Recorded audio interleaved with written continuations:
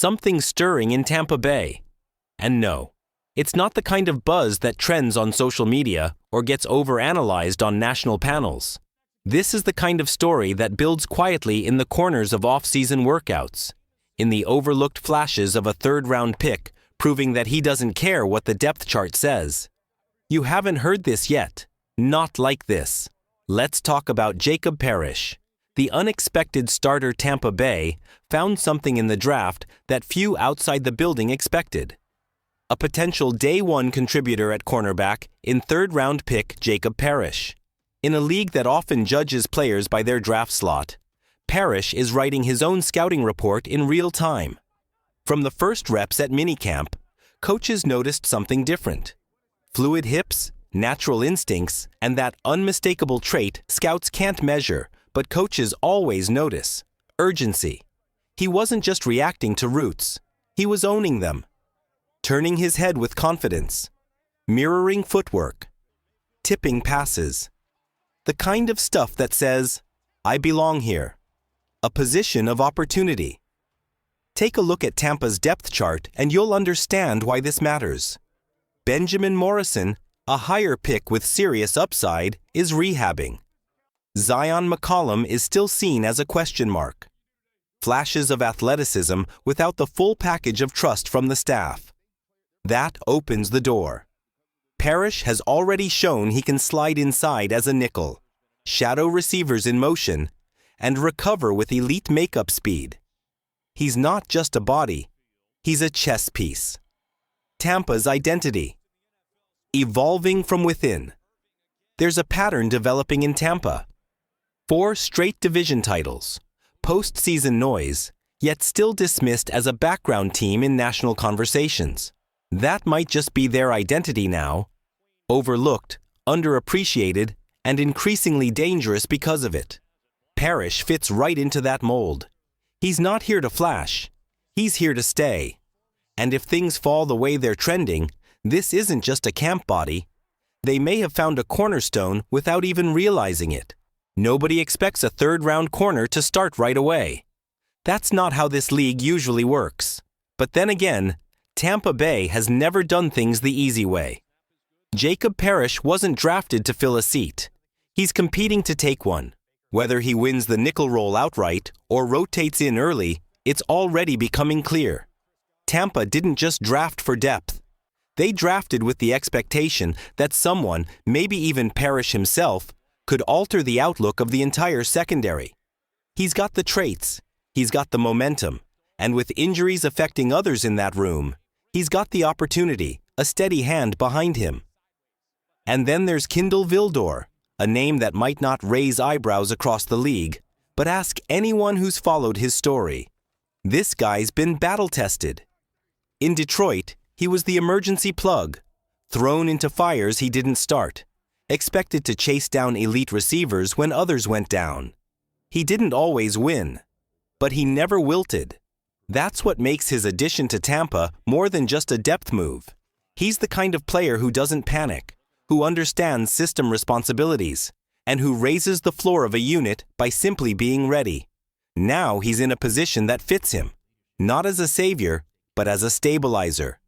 And suddenly, that secondary, once full of holes and hope, looks tight, composed, balanced, stopping what others can't. It's not just the back end of this defense that's making waves. Tampa Bay, quietly, persistently, has done something no other team has been able to do with consistency. Slow down the tush-push. You know the play. Short yardage.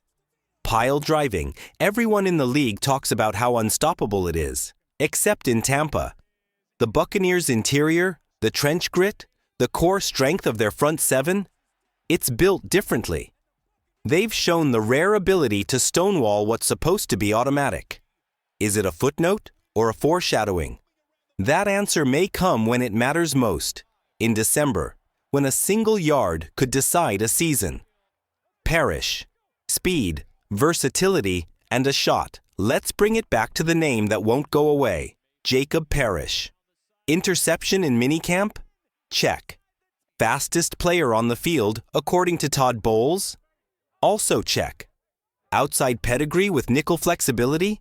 That's rare. That's valuable. That's the kind of tool defensive coordinators build packages around. Parish is giving Tampa Bay something that's hard to quantify but easy to feel. Momentum in a part of the defense that needed it. If this holds, he's not just a contributor. He's a late draft steal who changes expectations. There's something almost predictable about how the Tampa Bay Buccaneers are treated by the national conversation, like a team that's good enough to win, but never quite flashy enough to headline. And that says everything about how little attention is paid to real winning football.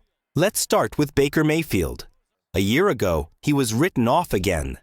Too inconsistent, too erratic, too average to lead a playoff team. Never mind that his receiving corps was bruised and battered. Never mind the carousel at running back or the fact that he was paired with yet another new coordinator. All he did was win the division. Again.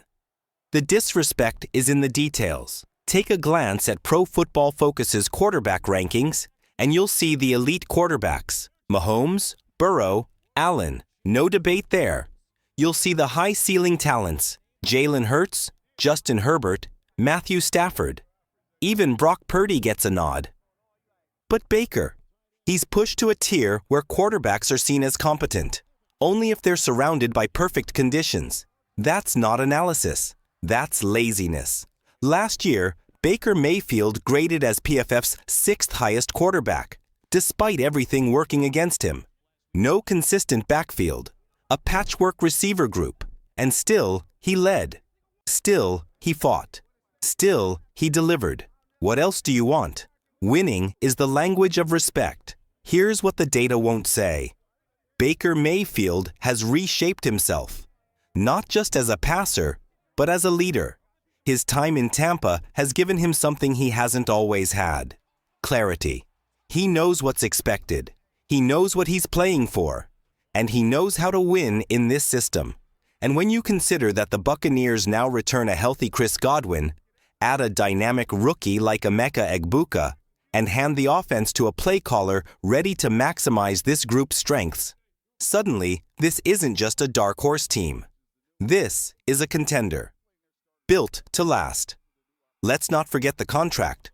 While other franchises tie themselves to expensive quarterback deals that rob them of roster flexibility, Tampa Bay has Baker on a manageable number.